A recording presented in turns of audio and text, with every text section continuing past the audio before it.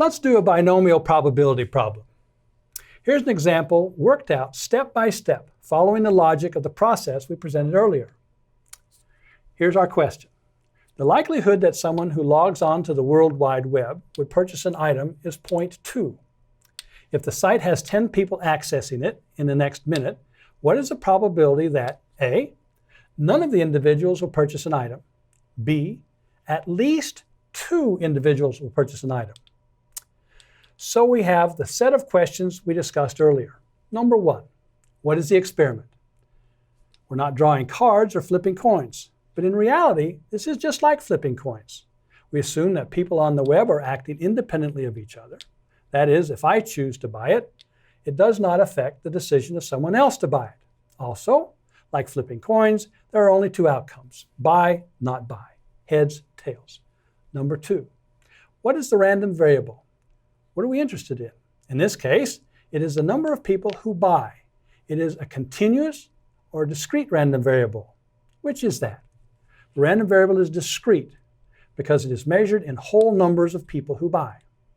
Number 3, what values can the random variable take on?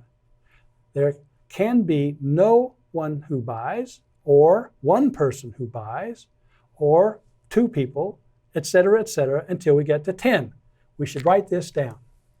The random variable is x, number of people who buy. The possibilities are none, 1, 2, 3, ... up to 10. Okay? Now, let's state formally what is being asked. For problem A, none of the people buy translates into math as the probability that x is equal to 0.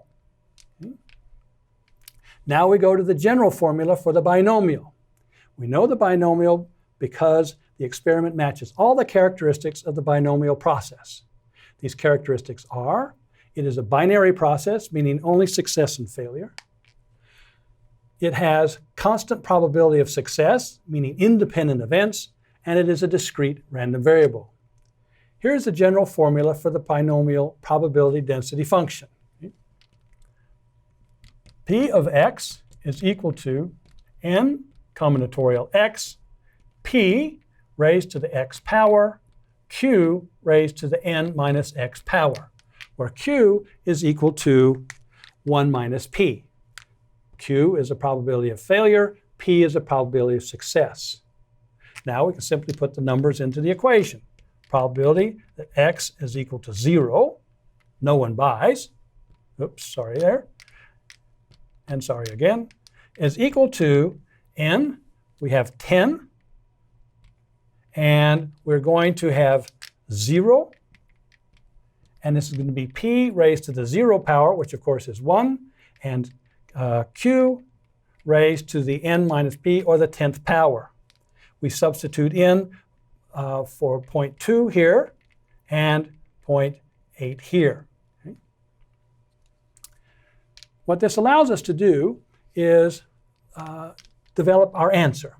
Here's where a calculator will help us in the tedious task of getting the actual answer. I let you sort that out, and I'll just tell you that the answer is 0.1074. Okay? Now to part B. We see right away that we're going to have to do a lot of calculations. When we write out the question, we see that we're asking for the probability of 2 people, or 3, or 4, or 5, or 6, and on for 10 people.